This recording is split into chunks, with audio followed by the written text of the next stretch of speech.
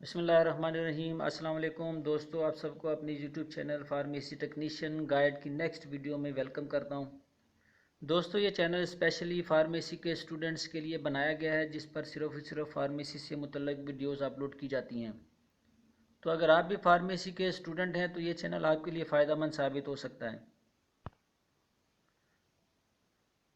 तो आज की इस वीडियो में हम फार्मेसी टेक्नीशियन की फ़र्स्ट ईयर की बुक बायोकेमिस्ट्री के चैप्टर नंबर 3 में definition of carbohydrates, classification of carbohydrates और फंक्शन ऑफ कार्बोहाइड्रेट्स को स्टडी करेंगे और इसके नोट्स तैयार करेंगे।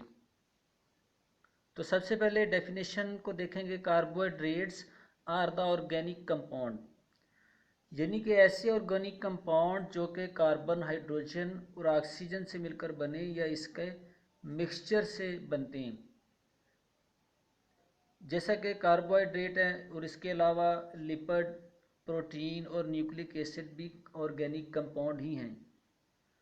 तो कार्बोहाइड्रेट्स आल्सो कॉल्ड शुगर, इसके जर्नल फार्मूला में m डिफाइन करता है नंबर ऑफ कार्बन्स को और n डिफाइन करता है number of hydrogen and oxygen को। तो अगर इसकी प्रॉपर्टीज़ की बात करें तो carbohydrates are the white solid sparingly soluble in organic liquid. Carbohydrates जो हैं वो वाइट कलरलेस सब्सटेंस हैं जो कि सोलुबल है ऑर्गेनिक लिक्विड में, बट स्प्रिंगली यानी कि कमोबेश, शाज़ो नादर, कंप्लीट उसमें ये हल पजीर नहीं है, जबकि कुछ पॉलीसेकेराइड जो हैं वो वाटर में भी सोलुबल हो जाती हैं। यहाँ पे आपने एक बात याद रखनी है कि अगर मॉलिकुलर मैस जो है, मॉलिकुलर वेट जो है, अगर कार्बोहाइड्रेट्स का बढ़ता है तो उसकी स्वीटनेस कम होगी, और अगर उसका वेट, मॉलिकुलर वेट कम होता है तो उसमें उसकी स्वीटनेस जो है वो बढ़ जाएगी। जी, तो आगे देखते हैं जी इसके सोर्सेज ऑफ कार्बोहाइड्रेट्स को। तो बेसिक सोर्स जो है कार्बोहाइड्रेट्स का वो प्लांट्स हैं, जिसमें चीफ सोर्स जो है वो कार्बोहाइड्रेट्स का सेल्स, गंदम वगैरह जैसी होती है, अनाज वगैरह में ये ज़्यादा पाया जाता है। जबकि अदर सोर्सेज में पोटैटो है, कैरेट है, पीनट और other sweet and non sweet fruits जो है वो भी कार्बोहाइड्रेट्स प्रोवाइड करते हैं। जबकि कार्बोहाइड्रेट्स मोस्ट अकरिंग सब्सटेंस है इन नेचर आफ्टर वाटर। जी, तो क्लासिफिकेशन ऑफ कार्बोहाइड्रेट्स में सबसे पहले मोनोसेकेराइड्स को देखेंगे। तो मोनोसेकेराइड्स में one sugar molecule are attach, और सिंपलेस्ट फॉर्म है शुगर की ये, और इसको मज़ीद जो है वो हाइड्रोलाइज नहीं किया जा सकता, यानी कि मोनोसेकेराइड जो है वो हाइड्रोलाइज नहीं हो सकता फर्दर। जबकि small in size, sweet in taste और वाटर सॉल्युबल होते हैं, और इसमें टू टाइप्स और फंक्शनल ग्रुप्स प्रेजेंट होते हैं। फंक्शनल ग्रुप्स की अगर हम बात करें तो ये बायोलॉजिकल मॉलिक्यूल्स होते हैं जो इम्पोर्टेंट रोल प्ले करते हैं फॉर्मेशन ऑफ मॉलिक्यूल्स में, जैसा कि डीएनए, प्रोटीन, कार्बोहाइड्रेट्स, लिपिड्स वगैरह।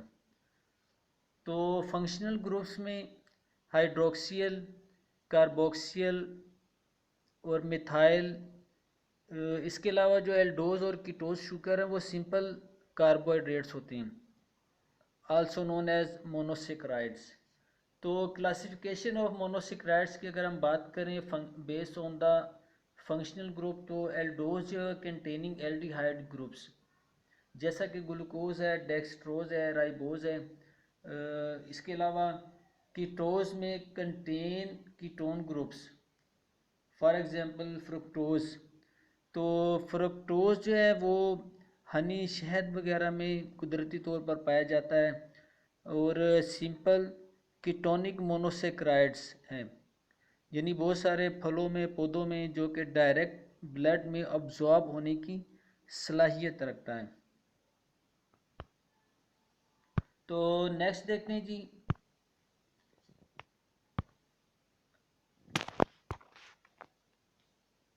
Classification of carbohydrates. इसमें डायसेक्राइड्स, तो डायसेक्राइड जो है उसमें 2 शुगर मॉलिक्यूल आर अटैच्ड और ग्रेटर देन मोनोसेक्राइड्स, यानी कि ये मोनोसेक्राइड से साइज़ में बड़े होते हैं और उससे लेस स्वीट होते हैं मोनोसेक्राइड की निस्बत। ये भी वाटर सॉल्युबल हैं और इसको अगर मोनो हाइड्रोलाइज किया जाए तो 2 मोनोसेक्राइड्स जो है वो हासिल होते हैं और ये भी कुदरती तौर पर पाया जाता है।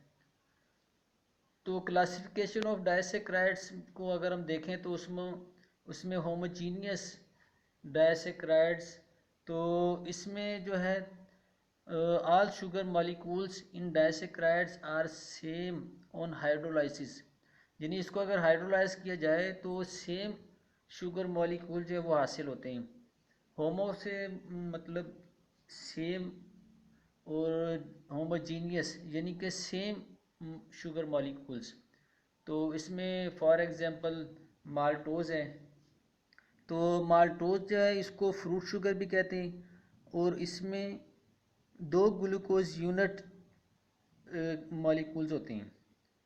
जबकि हेट्रोजीनियस को अगर हम देखें तो उसमें different types of sugar molecule जो है वो प्रोड्यूस होते हैं अगर इनको हाइड्रोलाइज किया जाए। जैसे सुक्रोज है, तो सुक्रोज है वो एक आम चीनी जो हम घरों में इस्तेमाल करते हैं, वो सुक्रोज कहलाती है। अच्छा, अब सुक्रोज के सिवा बाकी जितने भी हैं वो सब रिड्यूसिंग शुगर होती हैं जी। तो इसकी एग्जांपल को में अगर देखें तो जैसा कि सुक्रोज है उसमें एक ग्लूकोज का यूनिट होता है और एक फ्रक्टोज का, तो ये आम चीनी जो हम घरों में इस्तेमाल करते हैं। इसी तरह लैक्टोज है, उसमें एक यूनिट ग्लूकोज का होता है और एक लैक्टोज का होता है, तो ये मिल्क शुगर से हासिल होता है। इसी तरह माल्टोज है, माल्ट शुगर या फ्रूट शुगर। क्लासिफिकेशन में 3rd नंबर पे ओलिगोसैकराइड जाता है, तो इसमें 3 to 10 शुगर मॉलिक्यूल्स होते हैं। ये लार्ज इन साइज होते हैं, मोनोसेक्राइड्स और डायसेक्राइड से साइज में बड़े होते हैं और वाटर सोल्युबिलिटी इसकी कम होती है, यानी अगर साइज़ ज़्यादा होगा तो स्वीटनेस भी कम होगी और उसकी वाटर सोल्युबिलिटी भी कम होगी। और इसी तरह से डायसेक्राइड और मोनोसेक्राइड से ये स्वीटनेस में कम है और अगर इनको हाइड्रोलाइज किया जाए तो डायसेक्राइड्स और मोनोसेक्राइड्स हासिल होते हैं। और एग्जांपल में इनके फ्रुक्टो ओलिगोसेक्राइड्स है और ग्लैक्टो ओलिगोसेक्राइड्स है। नेक्स्ट 4 नंबर पे आता है जी पॉलीसेक्राइड्स क्लासिफिकेशन में। तो जब मॉलिक्यूल्स की तादाद मोर देन 10 शुगर मॉलिक्यूल्स होती है तो फिर वो पॉलीसेक्राइड्स कहलाते हैं। तो पॉलीसेक्राइड्स हैं लार्ज इन साइज हैं than mono and disaccharides tasteless हैं, लो वाटर सॉल्युबिलिटी है और अगर इनको हाइड्रोलाइज किया जाए तो ये डाइसेक्राइड्स और मोनोसेक्राइड्स को प्रोड्यूस करते हैं। तो क्लासिफिकेशन ऑफ पॉलीसेक्राइड्स में होमोपॉलीसेक्राइड्स, तो इसमें give same types of monosaccharides on hydrolyse. अगर इसको हाइड्रोलाइज किया जाए तो सेम टाइप्स के मोनोसेक्राइड्स हासिल होते हैं जैसा कि ग्लाइकोजन है, स्टार्च है। तो ग्लाइकोजन जो है वो एक पॉलीसेक्राइड है जो कि लार्ज नंबर ऑफ ग्लूकोज से बना है। जब किसी जानदार के ब्लड में ग्लूकोज की मिकदार ज़्यादा हो जाती है तो ये ग्लाइकोजन में कन्वर्ट होकर लीवर और मसल्स में स्टोर हो जाती है। इसकी थोड़ी बहुत मिकदार जो है वो आरबीसी में, डब्ल्यूबीसी और ब्रेन वगैरह में भी होती है। और जब खून में ग्लूकोज लेवल डिक्रीज़ होने लगता है, मिसाल के तौर पर जब हम खाना नहीं खाते तो जो ग्लाइकोजन की फॉर्म में ग्लूकोज हमारे जिगर, लीवर और मसल्स में स्टोर होती है, वो ग्लाइकोजन जो है ग्लूकागॉन हार्मोन की मदद से ग्लूकोज में कन्वर्ट होकर हमारी बॉडी को एनर्जी फराहम करती है। तो स्टार्च जो है वो प्लांट फूड मटेरियल हमें जो है मुख्तलिफ ग्रेन्स, कॉर्न वगैरह में ये मौजूद होता है और उससे हमें मिलता है और ये कॉम्प्लेक्स पॉलीसेक्राइड्स हैं। इसी तरह से हेट्रोजीनियस पॉलीसेक्राइड्स की अगर हम बात करें तो इसमें डिफरेंट टाइप्स ऑफ मोनोसेक्राइड्स हासिल होते हैं जब हम इसको हाइड्रोलाइज करते हैं। जैसा कि म्यूसिलेज है जो कि दरख्तों की अक्सर आपने उसमें से गोंद सी जो निकलती है तो वो म्यूसिलेज कहलाता है। इसी तरह सेलुलोज है, तो सेलुलोज जो है वो प्लांट सेल वॉल्स में बहुत वाफर मकदार में पाया जाता है। और अब इसके फंक्शंस की बात करेंगे हम। तो कार्बोहाइड्रेट्स जो है उसका मेन फंक्शन एनर्जी सप्लाई करना है बॉडी फंक्शंस के लिए। मोर देन 50 to 80% एनर्जी जो है वो हमें कार्बोहाइड्रेट से हासिल होती है। इसी तरह से 1 gram of carbohydrate provide 4 calories. 1 gram carbohydrates में 4 कैलोरीज एनर्जी पाई जाती है। तो ये डेवलपमेंट ऑफ बॉडी आर्गन्स के लिए मोस्ट इम्पॉर्टेंट है। इसके अलावा helps in absorption of calcium. Calcium की अब्जॉर्प्शन में जो है इसका बहुत अहम रोल है। इसके अलावा कोलेस्ट्रॉल लेवल को कम करने में और बैलेंस वाटर यानी इलेक्ट्रोलाइट्स वगैरह को बैलेंस करने में, और लास्ट में provide nutrient to the friendly bacteria, यानी कि जो बैक्टीरिया हमारे डाइजेस्टिव ट्रैक में पाए जाते हैं और वो डाइजेशन में हेल्प करते हैं, उनको ये न्यूट्रिएंट फ्राहम करती हैं कार्बोहाइड्रेट्स में। तो ये था हमारी आज की वीडियो। तो अगर आपको ये पसंद आई हो तो इस वीडियो को ज़रूर लाइक कर दें। और अगर आप दोस्तों ज़्यादा डीप स्टडी पसंद करते हैं तो उसके लिए आप अदर सोर्सेज को इस्तेमाल में ला सकते हैं।